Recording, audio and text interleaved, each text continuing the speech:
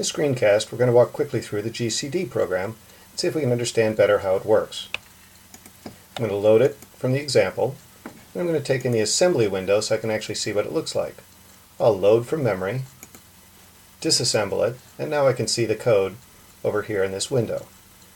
The other thing I'm going to do is bring up the log window, which will actually tell me each instruction as it's executed.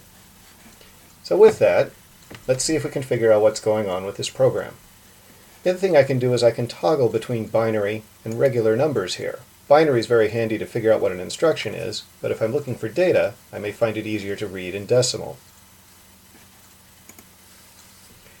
So, let's take the first step and execute the load 14 instruction. You can see that here on top of the assembler window. That should load the contents of memory cell 14 into the accumulator.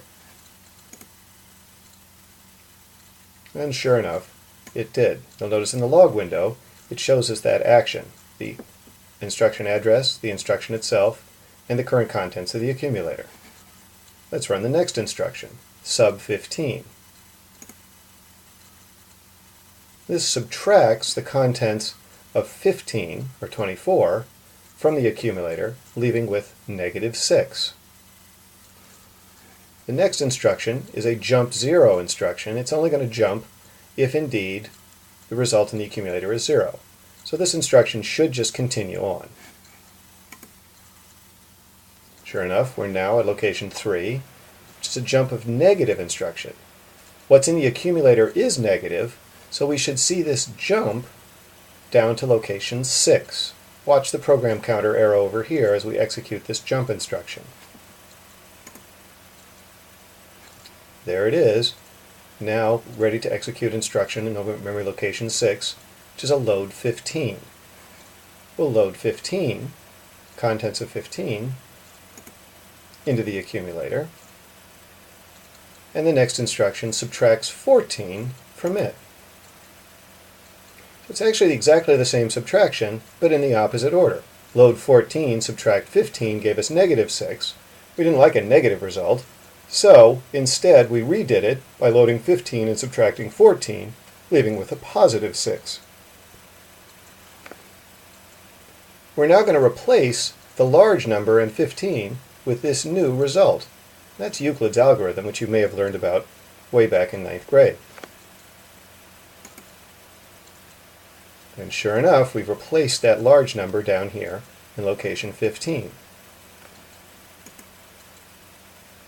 Now we're going to jump back to location 0 and basically execute this same set of instructions all over again, but now instead of having 24 and 18, we have 18 and 6. Load 14, which is the number 18, subtract from memory location 15, and that leaves us with 12 in the accumulator. It's not 0, so we continue. It's not negative, so we continue. And we store that result, 12, in memory location 14. And guess what? We go back and do it all over again, now with 12 and 6 in those memory locations.